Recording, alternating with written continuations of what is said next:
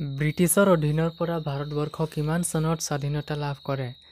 Option A 1956 চনত, option B 1947 চনত, option C 1948 চনত, অপশ্যন ডি 1949 চনত। ইয়াৰ শুদ্ধ উত্তৰটো হ'ব 1947 চনত।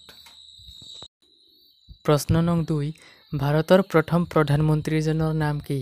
Option A Narendra Modi, option B Gopinath Bordoloi, option C Jawaharlal Nehru, option D APJ Abdul Kalam. ইয়াৰ শুদ্ধ উত্তৰটো হৈছে অপশ্যন চি জৱাহৰলাল নেহেৰু। প্ৰশ্ন নং 3, ভাৰতৰ কোনখন চহৰত তাজমহল অৱস্থিত? Option A Mumbai, option B Delhi, option C Chennai, option D Maharashtra. ইয়াৰ উত্তৰটো হৈছে অপশ্যন বি দিল্লী। প্ৰশ্ন 4, মহাত্মা গান্ধীৰ জন্ম কেতিয়া হৈছিল? অপশ্যন এ 1864 চনত, অপশ্যন বি 1869 চনত, অপশ্যন চি 1884 চনত, অপশ্যন ডি 1897 চনত। ইয়াৰ শুদ্ধ উত্তৰটো হৈছে অপশ্যন বি 1869 চনত।